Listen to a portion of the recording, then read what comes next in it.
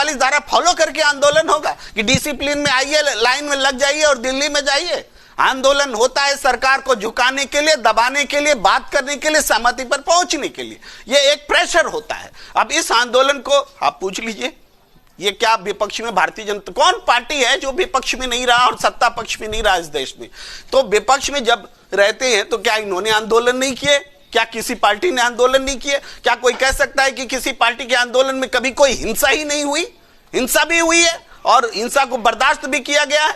यहां तक कि जेलों में भेज दिए जाते हैं, बहुत सारे मुकदमे दर्ज किए जाते हैं, सारे मुकदमे वापस लेते हैं, इसके बावजूद कि उसका नेचर क्राइम वाला होता है आंदोलन के दौरान। क्यों?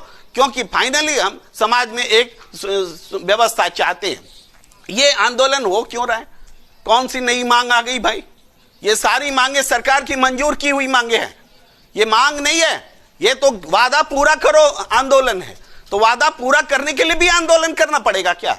जो आपने कमिट कर दिया कि हम कानून वापस लेते हैं, काला कानून वापस लेते हैं, और उसके बाद में कहा कि अब एमएसपी बनाते हैं। एमएसपी की 37 बैठकें हो गई, उस बैठक के बारे में देश को कुछ पता नहीं है। अब भी कह रहे हैं कि टाइम चाहिए और आंदोलन चाहिए। तो आपको क्या 5 साल के लिए चुनने के बजाय क्या आपको 50 साल के लिए चुना जाएगा? जनता 5 साल आपको चुन के देती है, आप 3 साल में अब तक कोई परिणाम नहीं निकाल सके, और अब कहते हैं कि फिर अगली बार चुन के आएंगे। अगली बार चुन के ही नहीं आओगे तुम। तो इसी कार्यकाल में आपको सॉल्यूशन देना पड़ेगा। इसीलिए जनता सड़क पर है और आंदोलन को दोष देना, आप कह रहे हैं कि आंदोलनकारी ऐसे है वैसे। इधर वार्ता चल रही है तो रात में आंसू बम गिराने का क्या मतलब है?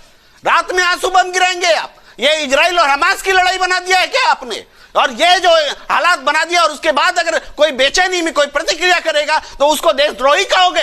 देशद्रोही वो लोग हैं जो जनता पर, अपनी जनता पर आसमान से बम गिरा रहे हैं। ये अलोकतांत्रिक सरकार है, ये जनता विरोधी सरकार है, और इसका जवाब जनता देगी। अगर आप ये वीडियो YouTube पर देख रहे हैं तो हमारे चैनल को सब्सक्राइब करें और बेल आइकन को दबाना ना भूलें। अगर आप Facebook पर ये वीडियो देख रहे हैं तो हमारे पेज को लाइक करें।